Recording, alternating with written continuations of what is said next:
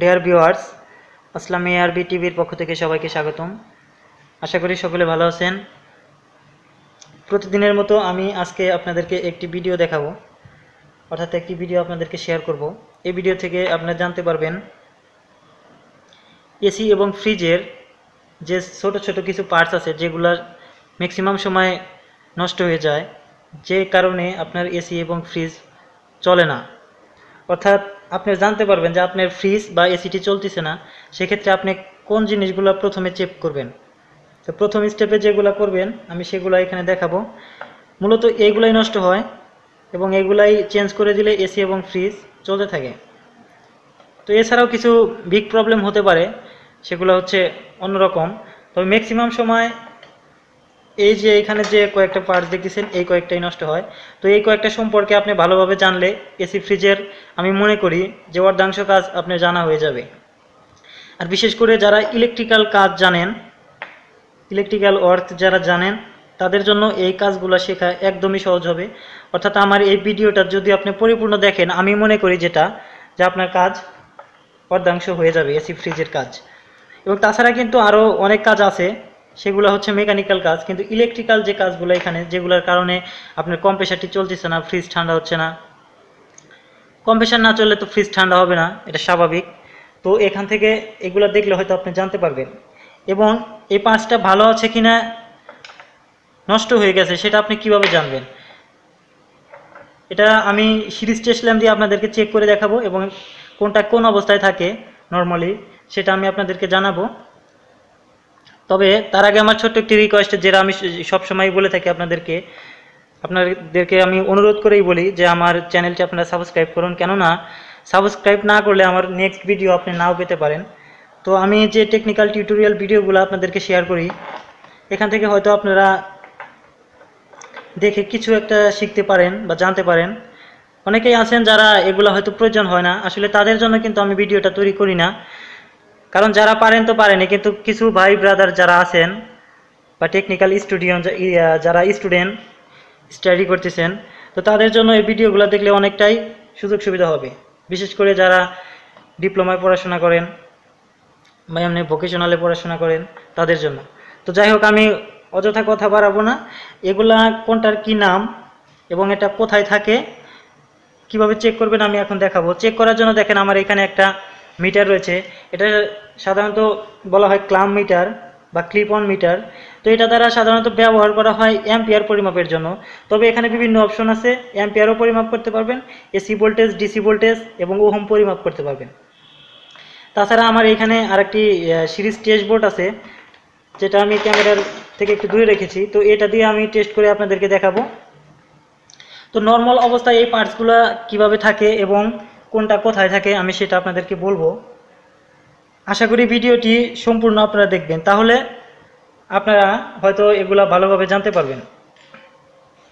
তো এখানে দেখেন আমার বেশ কিছু পার্টস আছে যেগুলো সবসময় ফ্রিজ এসির জন্য কাজে লাগে এবং নষ্ট হয়। যে এই পার্টসটি যদি নষ্ট হয়, আপনি যদি চেঞ্জ করে দেন, তাহলে হয়তো বা এসিটা ভালো হয়ে গেল বা ফ্রিজটা ভালো হয়ে গেল। কিন্তু আপনি যদি এটা ফাইন্ড আউট করতে না পারেন যে কোনটা নষ্ট, সেক্ষেত্রে তো আপনার প্রবলেমই রইল। তো এটা কিভাবে চেক করবেন এবং এটা কোথায় থাকে আমি এখন বলবো আপনাদেরকে।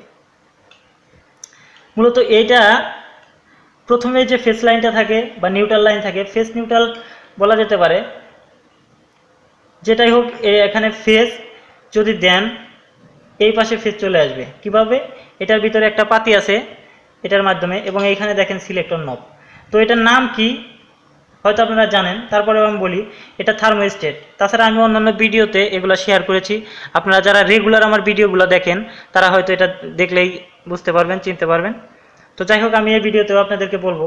এখানে দেখেন দুইটি টার্মিনাল কিন্তু থার্মোস্ট্যাটের কিছু কিছু ফ্রিজের তিনটা হতে পারে। তো যদি দুইটা থাকে তাহলে আপনি খুব সহজে বুঝবেন যে এই টার্মিনালটির সাথে এই টার্মিনালটি কানেক্ট আছে।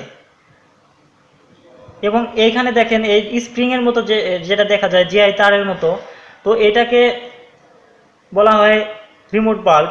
অর্থাৎ এইটার ভিতরে কিন্তু আমরা যে ক্যাপিলারি টিউব ব্যবহার করি ফ্রিজের, ওর ভিতরে যেরকম ফাঁকা আছে, অর্থাৎ এটার ভিতরে হোল করা, তো এটার ভিতরে থাকে গ্যাস। এবং এইখানে যখন এটা অতিরিক্ত ঠান্ডা হয়ে যায় তখন গ্যাসটা এরকম সংকোচন হয়।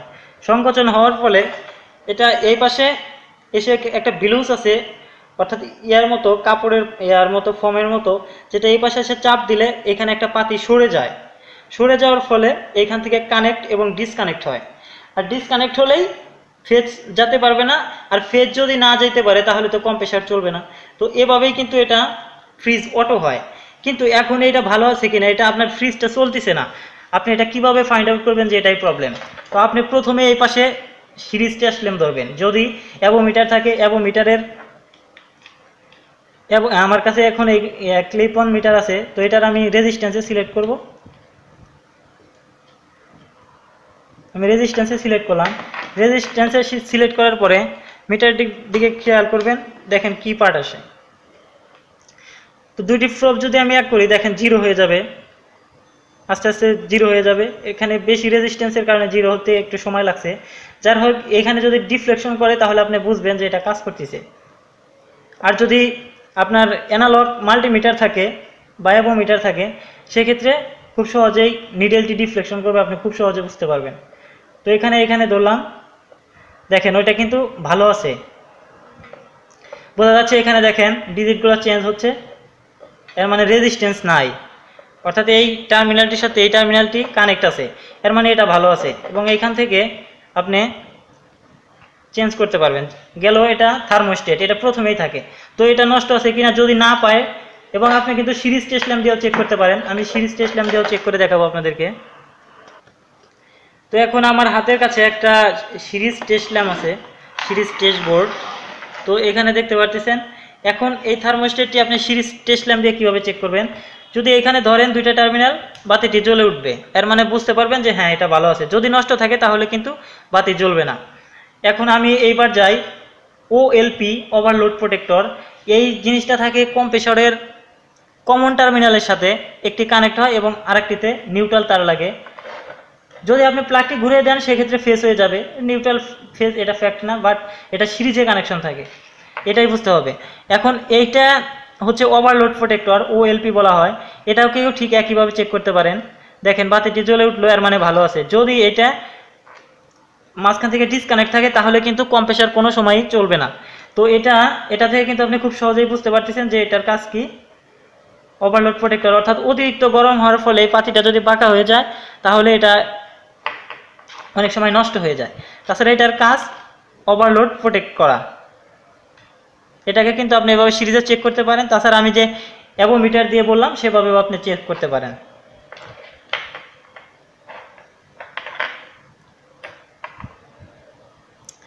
এবার দেখেন relay, PTC relay, positive temperature coefficient. তো এই রিলেটা দেখেন এই পাশে একটা টার্মিনাল, এই পাশে একটা টার্মিনাল। তো এই টার্মিনালগুলা দেখবেন যে এইখানে যে টার্মিনালগুলার কম্প্রেসরের সাথে লাগে সেগুলো আসলে ঠিক আছে কিনা। তো এইখানে দেখেন ধরার সঙ্গে সঙ্গে চলছে, এবং এ পাশে ধরলে দেখেন কি হয়, জ্বলে উঠছে। এর মানে কি এই টার্মিনালগুলো এই টার্মিনালের সাথে ভালো আছে। এইখানে দেখেন দুইটি টার্মিনাল 5 নাম্বার এবং 6 নাম্বার, তো এটাও ভালো আছে।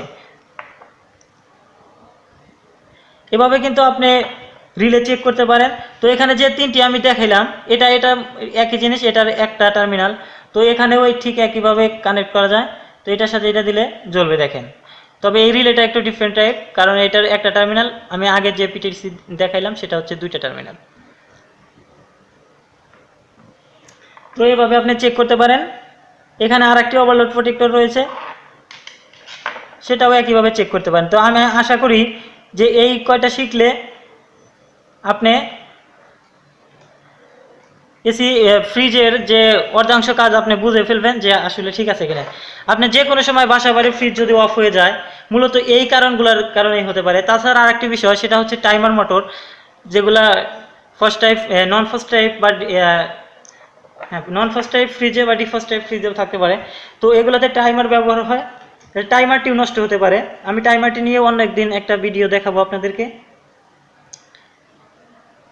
নেক্সট টাইমে। তো এগুলা কিভাবে কাজ করে এবং কোথায় কোথায় থাকে সেটা আমি আরেকটি ভিডিওতে শেয়ার করছি ডিটেলস। এগুলা কানেকশন দেখিয়েছি কম্প্রেসারের সাথে কিভাবে। তো এগুলা আশা করি যে আজকের যে এগুলো আমি দেখাইলাম এগুলো আপনারা বুঝতে পারছেন। যদি না বুঝে থাকেন তাহলে আমাকে কমেন্টে জানাবেন।